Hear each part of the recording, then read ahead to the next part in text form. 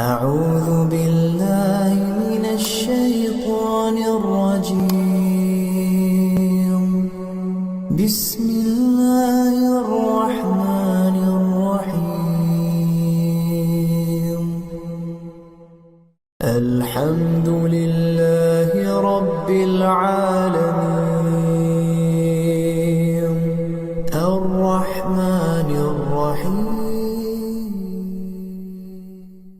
الرجيم بسم الله الرحمن الرحيم الحمد لله رب العالمين وصلى الله وسلم على نبينا محمد وعلى آله وصحبه أجمعين. Chers frères, chères sœurs, assalamu alaikum wa rahmatullahi wa barakatuh.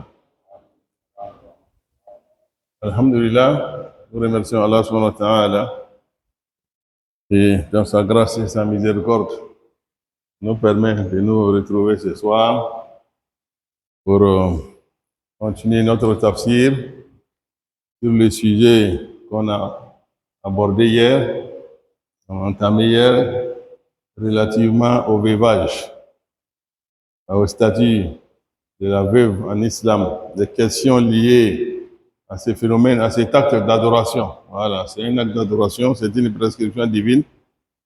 Donc, Allah subhanahu wa ta'ala nous donne des enseignements à propos de ces sujets-là, que nous sommes tenus de respecter.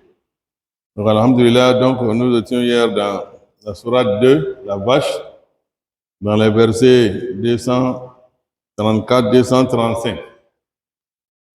Où Allah subhanahu wa ta'ala nous dit que وَالَّذِينَ يُتَوَفَّوْنَ مِنْكُمْ, que ceux parmi vous qui sont rappelés à Allah subhanahu wa ta'ala, laissant derrière eux des épouses, il est demandé à ces épouses-là d'observer d'elles-mêmes une période d'attente de 4 mois et 10 jours avant tout autre engagement. Parce que le Coran nous dit, et qu'après la fin de la période déterminée, alhamdulillah, donc tout ce qu'elles feront maintenant, tout ce dont disposeront d'elles-mêmes, de leur corps, à travers les parures, les ornements et toute autre chose, pour s'exposer maintenant à d'éventuels prétendants, alhamdulillah, à ce niveau, il n'y a pas de problème, il n'y a aucun péché. Et qu'Allah subhanahu wa ta'ala sait pertinemment ce que nous faisons, il est informé de tout ce que nous faisons. Donc, alhamdulillah, hier nous avons parlé du veuvage. Qu'est-ce que c'est que le veuvage et quelle est la période que la femme doit observer et pourquoi Allah l'a prescrit? Alhamdulillah, nous avons dit que le veuvage, c'est la période d'attente que la femme doit observer après soit le divorce ou bien soit le décès de son mari. Voilà, donc il y a une période que la femme doit observer. Si c'est le divorce, c'est 3 mois, nous avons dit ça. Et si c'est le décès, c'est 4 mois et 10 jours. Et pourquoi? Premièrement, c'est une question d'adoration. Il ne faut pas essayer de commenter pour dire pourquoi Dieu l'a prescrit. D'abord, c'est une question d'adoration. Voilà, Dieu l'a prescrit. Ensuite, maintenant, on peut justifier cette période-là, cette période d'attente-là par le fait que c'est une période qui permet à la femme, si elle est enceinte ou pas, d'être située. Et si il s'agit d'une grossesse, donc la femme est tenue, en ce moment-là, d'attendre jusqu'à l'accouchement. Donc l'exception sera faite maintenant. Elle ne va plus attendre 4 mois et 10 jours, mais elle, son veuvage dépendra de son accouchement. Si elle accouche tôt, c'est fini. Et si elle n'accouche pas tôt, elle est obligée d'attendre. Voilà un peu l'une des raisons pour lesquelles Allah subhanahu wa ta'ala a institué cet acte d'adoration. Et ensuite, c'est pour participer à la compassion et à la douleur de la famille de son mari défunt. Donc prendre part au deuil, participer au deuil de son mari jusqu'à 4 mois et 10 jours, C'est largement suffisant, Inch'Allah subhanahu wa ta'ala. Donc voilà un peu, chers frères, chères sœurs, l'une des raisons pour lesquelles Allah subhanahu wa ta'ala a prescrit. Et nous avons dit que le respect de cette période-là incombe à toutes les épouses. Qu'elles soient jeunes, ou bien qu'elles soient vieilles, ou bien qu'elles soient dans son premier mariage, ou bien c'est le deuxième mariage, ou bien, en tout cas, si elle est mariée, après le décès de son mari, elle est tenue d'observer cette période. Et également, une femme qui avait pris l'engagement, par exemple, la décision d'effectuer un voyage, et surtout le Hajj, nous avons dit que si le veuvage coïncide avec sa décision d'aller au Hajj, le veuvage prend le dessus. Le veuvage annule le Hajj. Si ça coïncide avec le Hajj et qu'elle n'est pas encore en terre sainte, donc il faut ajouter cela. Elle s'était inscrite pour le Hajj, mais avant le départ, elle perd son mari, comme nous sommes dans la période actuellement. Voyez, donc une femme qui perd son mari dans cette période-là, elle ne peut pas aller au Hajj, parce que déjà, le veuvage est une obligation à observer. Allah nous aide, Inch'Allah. Donc voilà un peu les détails, chers frères, chères sœurs, qu'on a dit hier à propos de cet acte d'adoration. Et nous avons dit ensuite que le veuvage en islam consiste à observer deux choses. La résidence et le délaissement des parures et des ornements. C'est tout. Elle reste tranquille, elle ne sort pas, sauf en cas de contrainte, surtout professionnelle. Si elle doit aller au travail, dans ces moments-là, elle sort dans la sobriété. Elle porte des tenues sobres, simples, pour aller au travail sans parure. Même les calais qu'on met sur les yeux, là, interdit. Pas de boucle d'oreille, pas de parfum, rien. Simplement, elle part et elle revient aussitôt que le travail est fini. Si c'est, voilà ce que l'islam dit. Alors nous allons. Mais maintenant, toutes les pratiques annexes que nous voyons autour du veuvage dans la tradition, vraiment, on dit qu'on demande à nos mamans et à nos sœurs de faire preuve de souplesse. Vraiment, il faut enlever tout ça. Il faut permettre aux veuves vraiment de vivre à l'aise. Elle a déjà perdu son mari. Ça, c'est un fardeau. Et vous venez ajouter à cela d'autres choses qui ne sont pas prescrites. Voilà. Et surtout, d'ailleurs même, le veuvage avant l'islam, c'était une période d'1 an chez les Arabes, dans le paganisme. La femme devait faire 1 an d'attente avant de se remarier. Et pendant cette période-là, elle était logée dans le magasin. Dans le magasin. Là où on dépose les bagages, c'est là-bas qu'elle déménage. Jusqu'à 1 an. Maltraitée, négligée. Jusqu'à 1 an. Et quand elle finit les 1 an, elle sort au bord de la route, là, il faut qu'elle croise un chien. Elle prend des excréments des animaux pour aller attendre au bord de la route. Si elle voit un chien passer, elle lapide le chien avec ça. Là, pour prouver que le veuvage est fini. Et c'était une mauvaise période qu'elle a passée et que cette mauvaise période-là est partie. Vous voyez? Donc, c'était leur pratique, ça. Donc, quand l'islam est venu, l'islam dit 1 an, c'est trop. Il faut attendre 4 mois et 10 jours. Et ensuite, comme je l'ai dit, elle vit avec tout le monde. Elle mange avec les gens, elle s'assoit avec les gens, elle cause avec les gens, elle dort dans sa chambre, sur son lit, dans le climatiseur. Voilà. Vraiment, faciliter la tâche à nos veuves. Voilà. Et elle seule fait son bain. Elle se lave quotidiennement.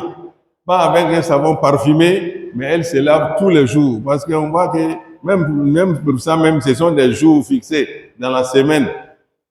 Et il y a des vieilles qui sont là pour observer, pour veiller. Il faut qu'elle respecte. Non, maman, enlevez tout ça. On est déjà musulmane. Toutes ces pratiques-là, c'était avant l'islam. Mais dès qu'on dit qu'on est musulman, il faut abandonner toutes ces pratiques-là. Voilà, Allah vous Inch'Allah. Je sais que vous avez souffert, mais ne soumettez pas nos épouses à ces souffrances-là. Vous dites que comme nous aussi, on a passé par là, vous devez passer par là aussi. Et ça va dire, hein? Voilà, faites preuve de souplesse, Inch'Allah, et de gentillesse. Qu'Allah nous aide. Maintenant, on vient à un autre sujet important. Et comme nous l'avons dit, que pendant cette période de 4 mois et 10 jours, elle doit s'abstenir de toute pratique lui permettant de s'exposer au regard des hommes. Hein? Maintenant, après la période, on parle de mariage ou bien remariage. Mais est-ce que pendant la période, est-ce qu'on peut commencer déjà à s'inscrire sur la liste d'éventuels prétendants? Voilà, c'est ce que nous allons voir. Allah nous aide, Inch'Allah. Donc ici, Allah subhanahu wa ta'ala nous dit dans le Coran, La junaha alaykum fima arratum bihi min khitbatin nisa. Que, oh, vous les hommes, vous n'avez aucun péché d'aborder indirectement la question du mariage avec la veuve. Hein? Voilà. Vous pouvez aborder indirectement. Vous pouvez faire allusion au mariage, mais pas de façon directe. À travers des comportements. Voilà, à travers des comportements. Chers frères, chères sœurs, pour vous dire que moi, je n'ai pas vu un sujet plus complexe, plus controversé que celui de la femme. C'est-à-dire au moment où des jeunes filles de 18 ans jusqu'à 50 ans sont en quête de mari, célibataires, elles sont partout sur les réseaux sociaux en train de chercher mari. Au moment où ces jeunes filles-là sont là désespérément en train de se battre, c'est en ces mêmes moments-là que des femmes mariées ou bien des veuves ou bien des femmes divorcées font l'objet de convoitises. Hein? Mais comment vous voyez? Tu vas trouver que ce sont des femmes mariées que des personnes, d'autres voient. Elle est déjà mariée. Hein? Mais elle est convoitée par des... Alors que les jeunes filles sont là, versées comme ça. Mais c'est pas elle, le monsieur 20, c'est celle qui est mariée, c'est ça lui veut. Ah, mais elle est déjà mariée. Hein? Et puis quand elle dit je suis mariée, il dit oh, est-ce que moi comment on appelle, j'ai besoin de ton mari? Hein? Ou bien elle est divorcée. On fait pas là. Il y a les prétendants. 3, 4 prétendants derrière la femme divorcée. Ou bien une veuve. Son mari est décédé. Les prétendants se bousculent. Ah, mon frère. Mais voilà les célibataires qui sont là. Donc pour dire que le problème de la femme vraiment est tellement complexe. Et c'est pour cela, pour respecter les droits de chacun, Allah subhanahu wa ta'ala a balisé les champs de chacun. Voyez? Donc pour dire que quand elle perd son mari là, avant de s'engager, parce qu'il y a des gens qui sont pressés, hein? Dès qu'il est au courant du décès seulement, il se déclare. Le Coran dit, bon, mon frère, on sait que tu es intéressé, mais il faut attendre 4 mois et 10 jours. Mais en attendant les 4 mois et 10 jours, voilà ce que tu peux faire. Quoi? Tu peux indirectement aborder les sujets. En venant saluer la veuve, tu dis, ah, bon, que Dieu ait pitié de notre frère. En tout cas, vraiment, les commentaires vont bon train à ton sujet. Hein? Les gens parlent, tu as un sujet de conversation partout. Hein? Vraiment, tu fais partie des plus belles femmes d'Abidjan. Et tu sais que toi aussi, tu peux même te vanter aussi. Tu sais que, en tout cas, nous, vraiment, qui sommes actuellement, tu sais que nous, on est dans les affaires. Hein? Bon, vraiment, on maîtrise beaucoup de sujets. C'est que moi, je suis un professeur, un grand professeur, un émérite. Donc, vraiment, hein? Voilà. Donc, il faut tourner autour du sujet, quoi. Ah, les gens, ils parlent de toi, hein? Tu es cité dans beaucoup de sujets de causerie. Voilà, donc il faut tourner autour. Hein? Et même à travers des gestes de bienfaisance, voilà, les sacs de riz qui viennent, on dit que c'est monsieur, voilà, les sacs de sucre, tout ça, carton de lait, que c'est, voilà, donc tu te signales. Voilà, donc c'est ce que le Coran nous dit. Donc vous n'avez aucun péché à travers cela. Donc en abordant indirectement le fiançailles, min khitbatin nisa. Dieu dit, à ce niveau, il n'y a aucun péché. Aw aknantum fi anfusikum. Et il n'y a aucun péché également concernant ce que vous avez dans vos cœurs à propos de ces femmes-là. Comme amour, hein, comme admiration. Pour ça aussi, il n'y a aucun péché. Voilà, ce que vous cachez dans vos cœurs, discrètement, ce que vous avez discrètement dans vos cœurs à propos de ces épouses-là, il y a aussi un problème. Allah dit, Alim Allahu annakum satazkurunahunna. Il dit, Dieu sait pertinemment que vous pensez à elles. Dieu le sait, ça est dans ton cœur, mais il ne faut pas le verbaliser. Voilà, il ne faut pas l'exprimer directement pour dire qu'en tout cas, moi je suis là. Je suis prêt à t'épouser. Les 10 ans, automatiquement, tu es disqualifié. Voilà. Toi, tu ne peux plus figurer sur la liste des prétendants. Donc, il ne faut pas te presser. Voilà. Même en envoyant des messages, fais attention à ton message. Hein. Parce que nous sommes aujourd'hui avec les messages, donc fais attention. Voilà ce que Dieu nous dit en la matière. Il dit, voilà qu'il a tuwa'iduhunna sirran. Voilà, il dit, il revient là-dessus. Ici, Dieu sait que vous pensez à elle, mais dans vos causeries, faites attention. Il ne faut jamais citer, il ne faut jamais lui promettre le mariage de façon discrète. Non, non, non. Sans passer par son tuteur matrimonial. Non, il ne faut jamais le faire. La tuwa'iduhunna sirran. Illa an taqul qawlan ma'rufan. Sauf en proférant des bonnes paroles, des paroles convenables, comme je l'ai dit, des bonnes paroles qui montrent de façon indirecte que vous êtes intéressé. Et Dieu revient encore là-dessus. Il revient à la charge. Il dit, Wala ta'azimu uqdatan nikah. Il dit, oh vous les hommes là, les éventuels prétendants, il dit, il ne faut jamais décider le contrat de mariage avant la fin de la date prescrite. Il ne faut jamais décider que soit une épouse. Il ne faut jamais entreprendre des démarches pour qu'elle soit la tienne avant la date prescrite. Tu le fais, tu es éliminé. Hein? Voilà, quand Allah nous a dit Allah. Et voilà ce que. Donc, Dieu dit, Wa'alamu anna Allah ya'lamu ma fi anfusikum fahzaru.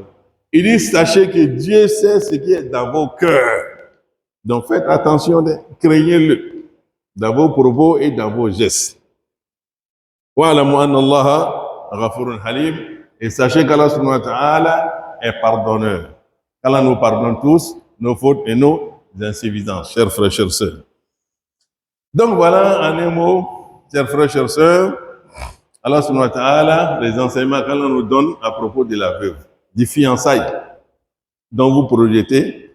Donc faites attention, Inch'Allah subhanahu wa ta'ala. Donc c'est d'ailleurs du fiançailles là que nous allons parler maintenant. En islam, quelles sont les fiançailles? Ou bien, quel est le fiançailles permis et le fiançailles interdit? Les fiançailles permis, chers frères, chers sœurs, de façon directe. Cela concerne une femme qui n'est pas dans un engagement, une femme célibataire. Elle n'est pas encore mariée. Tu peux aller vers elle ou bien envoyer quelqu'un, lui demander sa main en mariage directement ou bien indirectement. Il n'y a pas de problème. Il n'y a aucun péché à ce niveau parce qu'elle n'est pas encore sous tutelle de quelqu'un. Et les fiançailles interdits directement, c'est le fiançailles concernant la veuve. Là, c'est interdit directement. Mais de façon indirecte, elle peut sentir que l'homme là, après le veuvage, il va se prononcer. Là, en ce moment, à travers des gestes et des paroles, ça c'est autorisé. Et ensuite, la femme aussi divorcée, après 3 divorces. Hein? Là, en ce moment aussi, tu peux venir aussi présenter aussi ton doléance, soit directement ou bien indirectement. Donc voilà, chers frères, chers sœurs, ce que l'islam autorise comme fiançailles, Allah subhanahu wa ta'ala nous autorise. Donc, chers frères, chers sœurs, maintenant, celui qui vient malgré les mises en garde d'Allah subhanahu wa ta'ala, qui vient forcer la veuve à se marier pendant le veuvage, quel est son statut? Le statut de ce mariage. Ici, nous devons savoir que le mariage est nul. Et de nul effet, comme on le dit. Donc, le mariage ne peut pas continuer. Donc, le mariage doit être défait. Mais est-ce que, lorsque le mariage est défait, et après la séparation, après avoir respecté le temps imparti, la validité terminée, est-ce qu'on peut reprendre le mariage entre les deux personnes? Est-ce qu'ils peuvent se remarier? Question de divergence entre les ulémas. Mais, alhamdulillah, après avoir compilé les argumentations, il ressort qu'alhamdulillah, on peut refaire le mariage. Voilà, on peut refaire le mariage.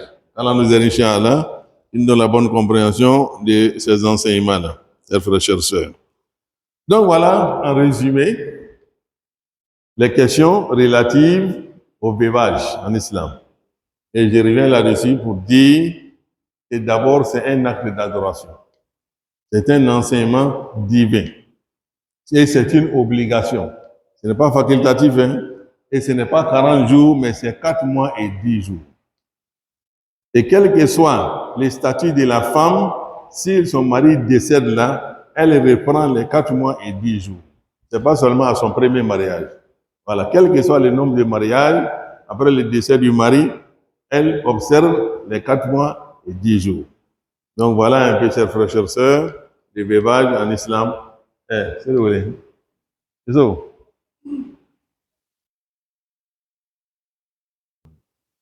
والصلاة القائمة آتي محمدا الوسيلة والفضيلة وبعثه مقاما محمودا الذي أعطيناك لا تكذب. الحمد لله أما لا فقال بركاتك والإيمان بولادنا. أيوة كابيني كونو أمبكمانا